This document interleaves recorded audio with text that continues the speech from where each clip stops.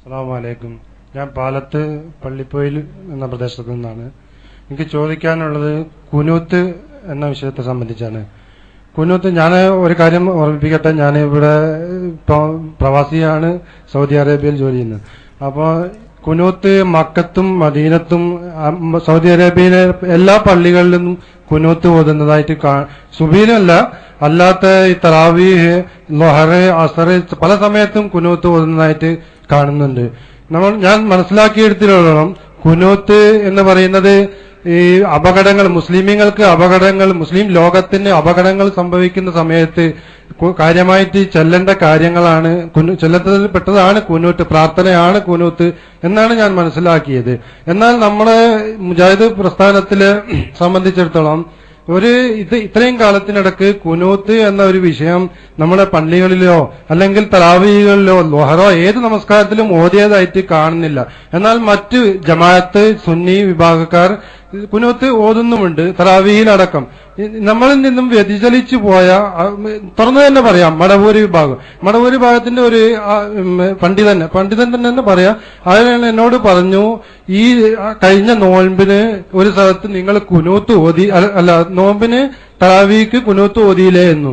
അങ്ങനെയൊരു സംഭവം ഉണ്ടോ? കുനൂത്തിനെ സംബന്ധിച്ച് എന്താണ് മുജാഹിദിന്റെ അല്ലെങ്കിൽ ഇസ്ലാമിന്റെ അടിസ്ഥാനം എന്താണ് എന്ന് വിശദീകരിച്ചാൽ കൊള്ളാം.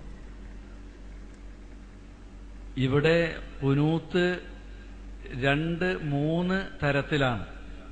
ഒന്ന്, സുബഹി നമസ്കാരത്തിൽ പ്രത്യേകമായി നടത്തുന്ന കുനൂത്ത്, അത് ബിദ്അത്താണ്, ഹദീസിൽ സ്ഥിരപ്പെട്ടതല്ല.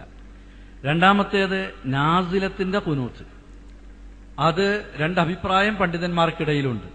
ഏതാണെങ്കിലും റസൂലുള്ളാഹ് ഷഹ്റൻ ഔ ഷഹ്റൈൻ, 1 മാസം അല്ലെങ്കിൽ 2 മാസം അത് ചെയ്തു എന്നും സുമ്മ തറക്കഹു, പിന്നെ അത് റസൂലുള്ളാഹ് ഉപേക്ഷിക്കുകയും ചെയ്തു.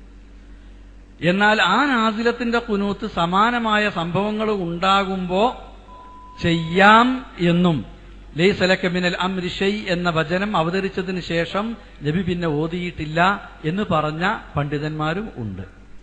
മൂന്നാമത്തെ കാര്യം വിത്റിലുള്ള കുനൂത്താണ്.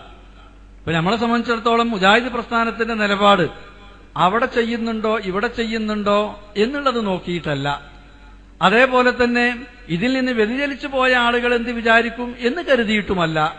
ആ വിഷയത്തോട് മുജാഹിദ് പ്രസ്ഥാനത്തിന് ഓരോ വിഷയത്തോടുമുള്ള സമീപനം ആ വിഷയത്തിന് അനുസരിച്ച് എങ്ങനെ ഖുർആനിലും ഹദീസിലും ഒക്കെ ആ വിഷയം കൈകാര്യം ചെയ്യുന്നു, പൂർവികർ മനസ്സിലാക്കി പോന്നു എന്നതിന്റെ അടിസ്ഥാനത്തിൽ മാത്രമാണ്.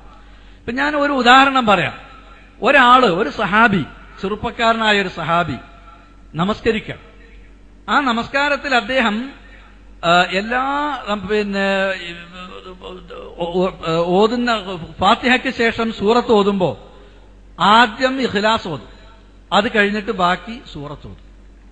ഇങ്ങനെ കണ്ടപ്പോ പിന്നിൽ നമസ്കരിക്കുന്ന ആളുകൾ പറഞ്ഞു, ഇതെന്താ നിങ്ങൾ ഇങ്ങനെ ഓതുന്നത്? നിങ്ങൾ സൂറത്തുൽ ഇഖ്ലാസ് ഓതി, എന്നാ അത് മതി, അത് നിർത്തുക. അതല്ല, കൂടുതൽ ഓതണമെങ്കിൽ ആദ്യം തന്നെ വലിയൊരു സൂറത്ത് ഓതുക. അപ്പൊ അദ്ദേഹം പറഞ്ഞു, ഞാൻ ഇമാമുക്കാണ് ഇങ്ങനെ ഓതുക, അത് നിങ്ങൾ ഇനി ഒഴിവായിക്കളി, നിങ്ങൾ വേറെ ആള് നിസ്കരിച്ചോ, ഇമാമായി നിസ്കരിച്ചോട്ടെ എന്ന് പറഞ്ഞു. പക്ഷെ ഇദ്ദേഹത്തെ ഇമാമായി ഇവർക്ക് സ്വീകരിക്കണം, അവർക്ക് താല്പര്യമാണ്. നബിന്റെ അടുക്കൽ ഈ പ്രശ്നം പറഞ്ഞു. നബി സല്ലല്ലാഹു അലൈഹി വസല്ലം അദ്ദേഹത്തോട് ചോദിച്ചു, മല്ലദീ ഹമലക അലാ ഹാദാ, എന്താണ് താങ്കൾക്ക് ഇങ്ങനെ ചെയ്യാൻ താങ്കളെ പ്രേരിപ്പിച്ചത്? അദ്ദേഹത്തിന്റെ മറുപടി, എനിക്ക് സൂറത്തുൽ ഇഖ്ലാസ് താല്പര്യമാണ് എന്ന്.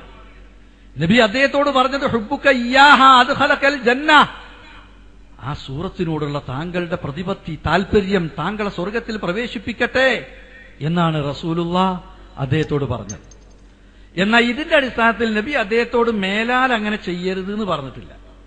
ഇതിന്റെ അടിസ്ഥാനത്തിൽ നബി ഇത് ചെയ്തല്ലോ എന്ന് വിചാരിച്ച് എല്ലാ പള്ളിയിലും ഇങ്ങനെ ചെയ്യാൻ നടപ്പാക്കേണ്ടതുണ്ടോ? അബൂബക്കർ സിദ്ദീഖ് ചെയ്തോ?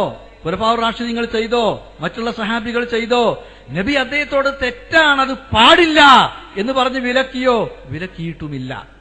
എന്നാൽ ഇവിടെ ഈ പറഞ്ഞ സാധാരണ പറയാറുള്ള ഹസൻ റളിയല്ലാഹു അൻഹുവിൽ നിന്ന് ഹസൻ എന്ന നിലവാരത്തിലുള്ള ഒരു റിപ്പോർട്ട്, ആ റിപ്പോർട്ടിൽ അല്ലമനി റസൂലുള്ളാഹി കലിമാത്തിൻ അഖൂലുഹുന്ന ഫിൽ വിത്ർ, റസൂലുള്ളാഹി താഴെ പറയുന്ന പദങ്ങൾ എനിക്ക് പഠിപ്പിച്ചു തന്നു, ഞാനത് വിത്റിൽ പറയാറുണ്ട്, വിത്ർ നമസ്കാരത്തിൽ ഞാൻ ആ പദങ്ങൾ ചൊല്ലാറുണ്ട് എന്നർത്ഥം.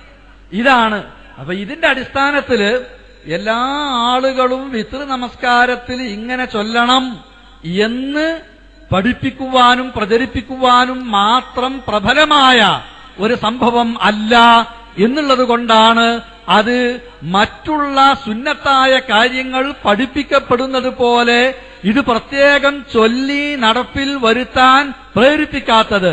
ഞാൻ സൂചിപ്പിച്ചതുപോലെ ചില സംഭവങ്ങൾ ഒരാൾക്ക് അങ്ങനെ തോന്നി, ആളങ്ങനെ ചെയ്തു, അതൊരു വിരോധിക്കപ്പെടേണ്ട കാര്യമല്ലാത്തത് കൊണ്ട് വിരോധിച്ചില്ല. ഒരു സുന്നത്ത് എന്നുള്ള നിലക്ക് എന്താ സൂറത്തുൽ ഇഖ്ലാസ് അല്ലേ, നല്ലതല്ലേ, ചെറിയതല്ലേ, എല്ലാവർക്കും ഓർമ്മല്ലേ, പുണ്യമുള്ളതല്ലേ, സൂറത്തുൽ ഖുർആനല്ലേ, അങ്ങനെ ചെയ്തുകൂടെ എന്ന് പറഞ്ഞ് നടപ്പിലാക്കേണ്ടതുണ്ടോ?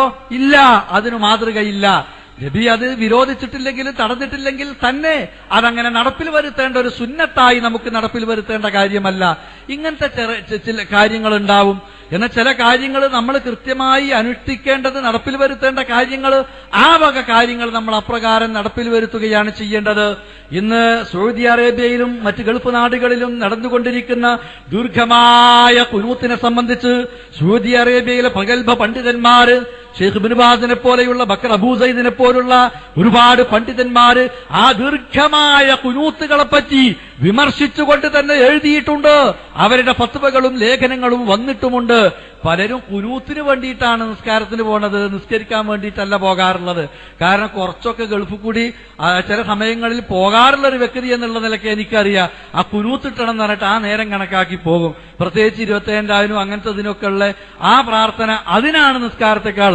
അതിന്റെ ഇടയ്ക്കാണ് ഈ റമദാനിലല്ല, ഇതിന്റെ മുമ്പത്തെ റമദാനില്, അല്ല മുമ്പത്തിന്റെ മുമ്പത്തെ റമദാനില് 27 അങ്ങനെ ഒരു ഖുനൂത്ത് തന്നെ സുദൈസ് ഓതാതെ അദ്ദേഹം സാധാരണ പോലെ സലാം വീട്ടിയിട്ട് അങ്ങ് പോയി. ഖുനൂത്തിന് വേണ്ടി വന്ന ആളുകൾ നിരാശപ്പെടുകയും ചെയ്തു. അപ്പൊ ഇതിന്റെയൊക്കെ കാര്യം അത്രേ ഉള്ളൂ. അതല്ലാതെ ഇത് വളരെ ചിട്ടയോടുകൂടി കൃത്യമായി പഠിപ്പിക്കപ്പെടേണ്ട ഒരു കാര്യം കേരള നദുവത്തുൽ മുജാഹിദീൻ അതെന്തുകൊണ്ട് പഠിപ്പിക്കുന്നില്ല എന്ന് ചോദിച്ചാൽ അതങ്ങനെ പഠിപ്പിക്കപ്പെടേണ്ട അത്ര പ്രബലമായ ഒരു കാര്യം അല്ല എന്നുള്ളത് കൊണ്ട്.